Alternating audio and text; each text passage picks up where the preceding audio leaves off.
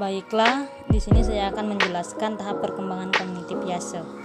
Yang pertama itu ada sensori motor, kedua ada pra-operasional, ketiga ada operasional konkret, keempat ada operasional formal. Jadi, yang pertama itu ada sensori motor. Ini terjadi pada usia 0 sampai 2 tahun. Jadi, di sini bayi belajar tentang diri dan dunia mereka dengan mengembangkan aktivitas sensori dan motor mereka. Jadi mereka hanya menggunakan gerakan. Jadi di sana ada berkembang dari refleks ke tingkah laku acak, hingga tingkah laku ke tingkah laku yang tidak bertujuan, tingkah laku yang bertujuan maksudnya. Dan ada berkembangnya objek permanen. Jadi dari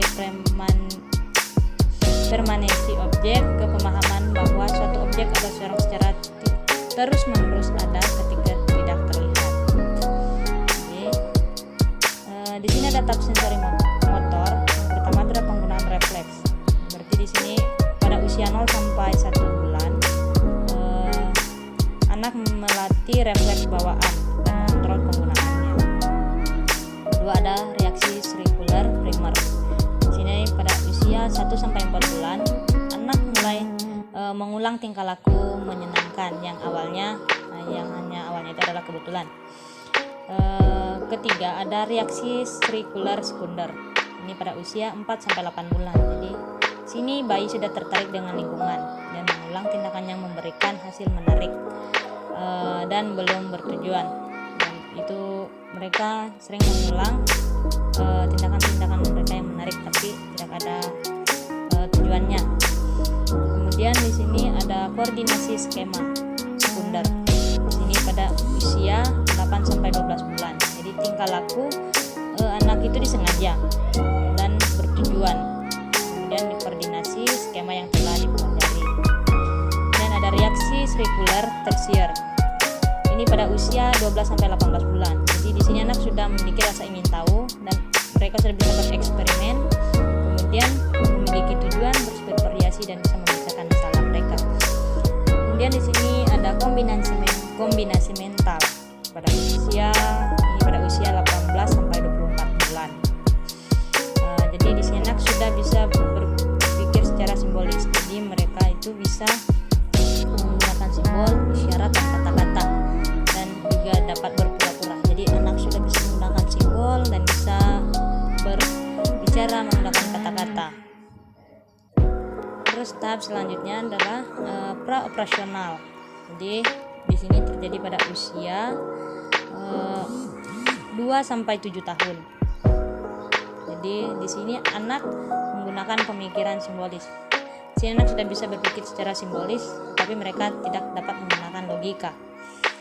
Dalam tahap ini pun ada dibagi menjadi 2, yaitu ada fungsi simbolis dan berpikir intuitif. Jadi sini ada fungsi simbolis, ini terjadi pada umur 2 sampai 4 tahun. Ini mereka menggunakan presentasi mereka, mental mereka dengan menggunakan kata, gambar, angka. Jadi ini untuk melekatkan arti tertentu. Jadi mereka tuh menggambarkan, presentasikan mental mereka menggunakan kata, gambar dan angka. Terus di sini anak sudah bisa bermain berpura-pura atau maksudnya adalah fantasi, dan mereka mereka sudah bisa berbicara dan mereka sering bermain dengan fantasi. Terus ada berpikir intuitif. Jadi ini terjadi pada usia 4 sampai 7 tahun. Jadi anak meyakini intuisi mereka akan sesuatu sebagai hal yang mereka ketahui. Jadi mulai membentuk pemikiran tentang dunia, lingkungan sekitar dengan pemikiran yang masih sangat sederhana. Jadi pada usia ini anak sering bertanya mengapa dan kenapa. Sini ada ketidakmatangan pemikiran pada tahap pra-operasional.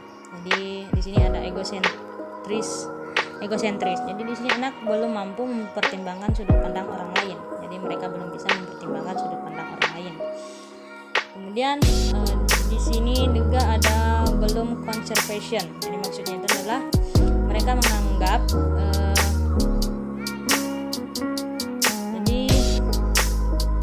jadi mereka akan menganggap sesuatu yang sama itu berbeda karena hanya penampilannya yang berubah. tahap operasional konkret. Di sini terjadi pada usia 7 sampai 11 tahun. Jadi di sini anak sudah berkembang dalam logika. Jadi mereka sudah bisa berpikir secara logika, tetapi mereka belum bisa berpikir secara abstrak. Jadi mereka bisa menggunakan berbagai operasi mental seperti penalaran, memecahkan masalah konkret. Terus ada terbatas pada situasi nyata saat ini dan sekarang. Ada karakteristik kognitif yang dimiliki anak pada tahap operasional konkret. Jadi di sini ada klasifikasi, serration, transivity, penalaran induktif dan deduktif, konservasi. Nah, kemudian ada tahap operasional formal. Jadi ini pada usia 11 tahun sampai dengan dewasa. Jadi di sini tahap ini anak sudah dapat berpikir secara abstrak dan hipotesis. Jadi pada masa ini anak sudah mampu memikirkan sesuatu yang akan atau mungkin terjadi, sesuatu yang abstrak. Kemudian pada tahap ini juga anak sudah mampu berpikir secara sistematis, mampu memikirkan semua kemungkinan secara sistematis untuk memecahkan permasalahan. Selanjutnya ada perkembangan bahasa menurut Vygotsky. Jadi anak pada usia dini menggunakan bahasa untuk merencanakan, membimbing dan memonitor perilaku mereka. Berarti mereka menggunakan bahasa itu untuk merencanakan dan membimbing dan memonitor perilaku mereka. Di sini ada private space. Jadi di sini ada penggunaan bahasa untuk kemandirian pribadi. Kemudian berbicara dengan keras pada diri sendiri tanpa bermaksud berbicara pada orang lain. Ada peran regulasi diri, mencoba memecahkan permasalahan atau mengerjakan tugas sulit tanpa bimbingan orang lain, orang dewasa. Di perkembangan bahasa pada anak usia 1 sampai 6 tahun. Jadi mereka bisa mempelajari 5 sampai 8 kata. 8 kata baru tiap harinya. Nanti pada usia ini anak hanya bisa mempelajari 5 sampai 8 kata baru setiap hari. Jadi kadang pemahaman belum matang, terutama bila kalimat lebih panjang. Jadi pada usia ini anak tidak bisa membaca kalimat yang lebih panjang. Terus pada usia 3 tahun rata-rata dapat menggunakan 900 sampai 1000 kata. Di sini sudah mulai bisa mendapatkan banyak kata. Pada usia 6 tahun menggunakan 2600 kata, memahami 20.000 kata.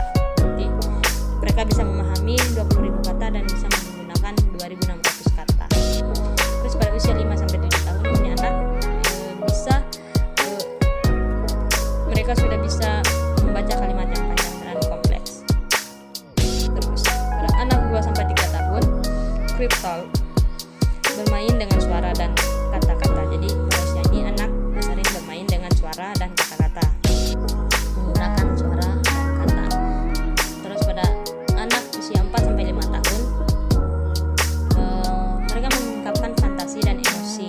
Di sini mereka mengungkapkan fantasi dan emosi. Terus menurut Piaget sebagai tanda ketidakmatangan kognitif.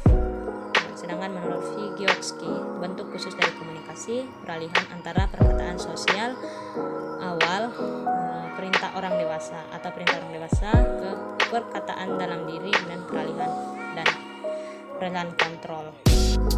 Sekian dari